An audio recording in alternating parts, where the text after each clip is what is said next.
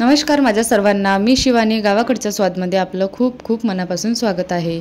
तर आज मी तुमच्यासोबत शेअर करत आहे मावाची करंजीची रेसिपी. अगदी खुसखुशीत आणि भरपूर लेयर्स असलेली, तोंडात ठेवताबरोबर विरघळेल अशी ही करंजीची रेसिपी आहे. वरून अगदी क्रिस्पी दिसते आणि आतमधनं मिश्रण अगदी स्वादिष्ट लागते अशी ही करंजी आहे. चला तर सुरू करूया आजची रेसिपी.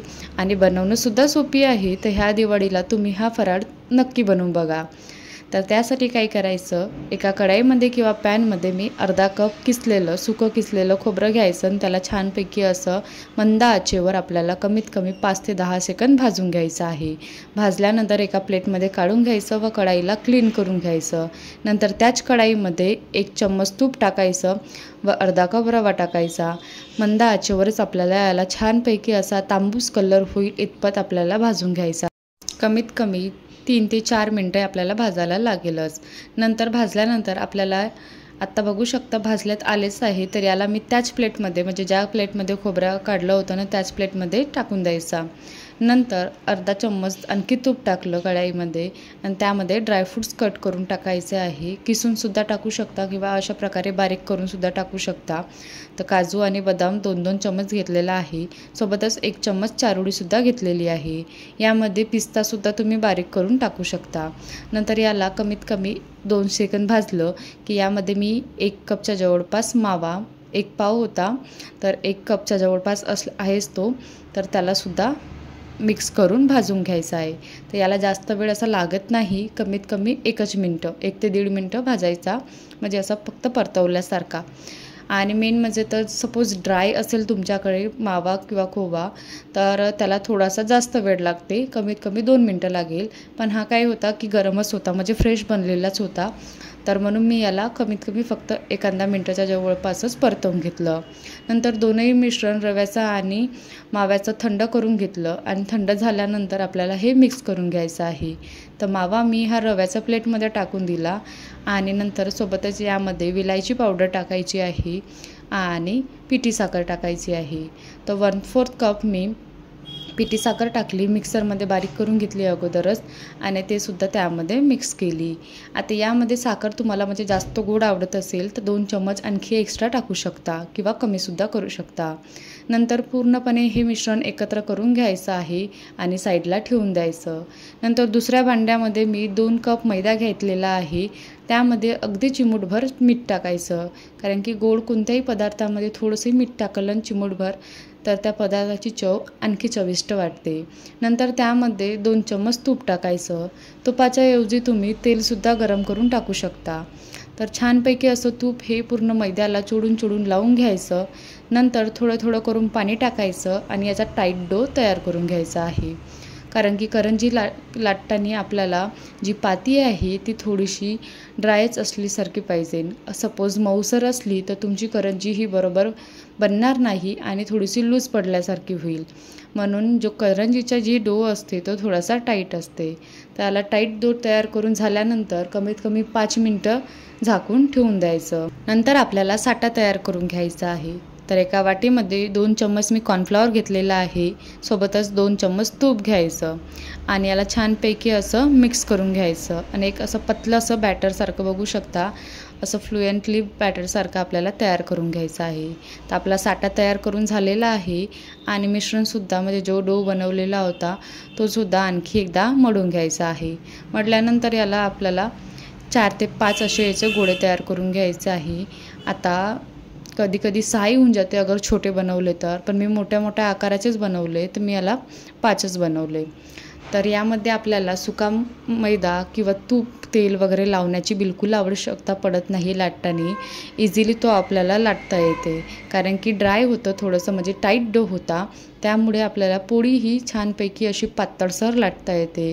तर मोठ्या आकारामध्ये अशा प्रकारे लाटून घ्यायची छानपैकी अशी पातळसर आणि नंतर एका प्लेटमध्ये काढून घ्यायची. बाकीच्या पण पोळ्या आपल्याला अशाच लाटायच्या आहे आणि त्याच प्लेटवर एकवर एक ठेवली ना तरी ती चिपकणार नाही, कारण की जो मैदा असते तो टाईट आहे यामध्ये. अगर सपोज थोडासा मऊसर असता तर चिपकली असती, पण टाईट डो असल्यावर ना पोळीसुद्धा चिपकत नाही. तर अशा प्रकारे मी 5ही पोळ्या लाटून घेतल्या आणि जी सर्वात खाली पोळी राहील तिला छानपैकी असं मोठ्या आकारामध्ये स्प्रेड करून घ्यायचं आहे.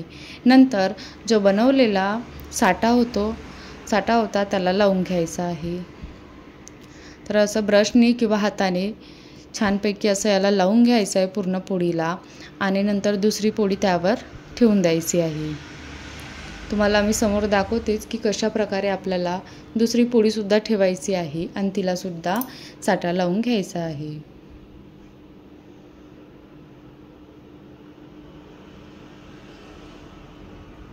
अशा प्रकारे पहिल्या पोळीवर लाटून झाल्यानंतर यावर मी दुसरी पोळीसुद्धा ठेवली.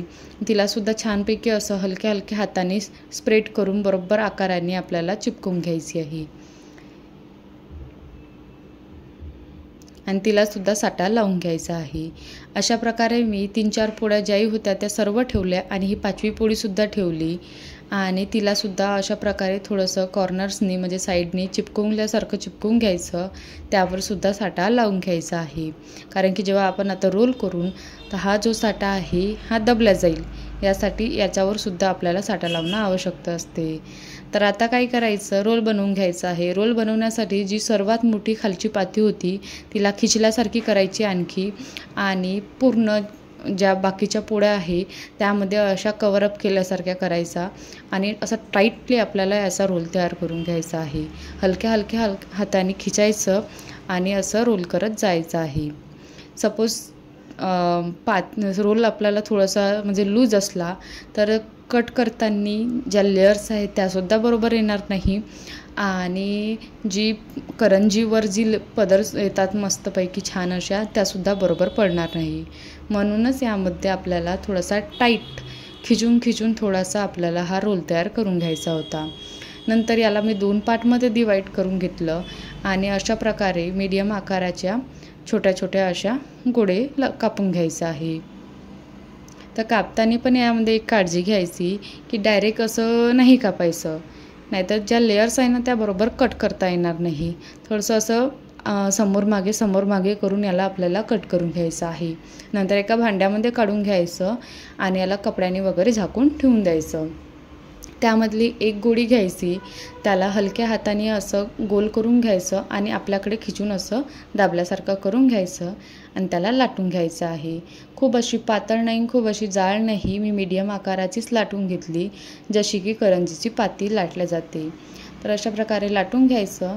कमीत कमी मी 2च लाटल्या सुरुवातीला. 2 करूनच याला मी बनवल्या, म्हणजे 2 जशा बनवल्या करंज्या तशाच तेलामध्ये टाकल्या आणि नंतर बाकीच्या 2 जोपर्यंत त्या शिजत आहे तोपर्यंत बाकीची 1 किंवा 2 अशा बनवून तयार होऊन जाते.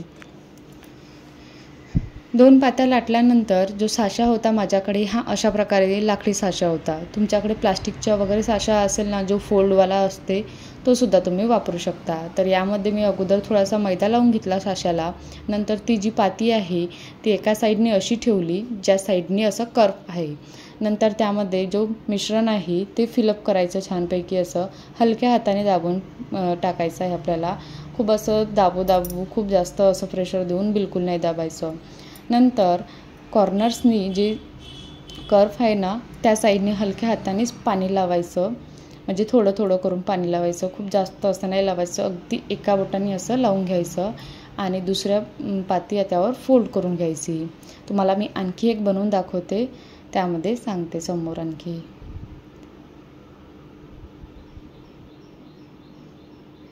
नंतर कट करून झाल्यानंतर आता याला काय करायचं, हलकं असं टॅप केलं की ते इझिली निघून जाते. बघू शकता की ती पटकन निघालेली आहे.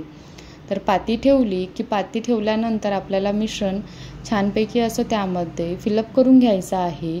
फिलअप करून झाल्यानंतर जे साईडची कॉर्नर्स आहे, जी कर्व आली आहे त्यावर आपल्याला अगदी एका बोटानेच पाणी लावून घ्यायचं आहे. एकदा असं राऊंड केला की बरोबर ते पाणी चिपकून जाते आणि दुसऱ्या पाती त्याच्यावर फोल्ड करून घ्यायची आहे आणि अंगठ्याच्या साहाय्याने हलकं असं दाबून घ्यायचं आहे.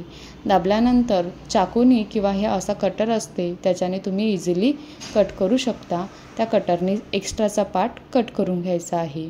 नंतर असं थोडंसं हलकं वर्क करायचं, थोडंसं टॅप करायचं आणि इझिली पटकन काढून घ्यायचं आहे. आता करंज्यासुद्धा बनवून झालेल्या आहे आणि तेलसुद्धा गरम झालेलं आहे. तर मीडियम फ्लेमवर गरम केलेल्या तेलामध्ये फ्राय करून घ्यायचं आहे.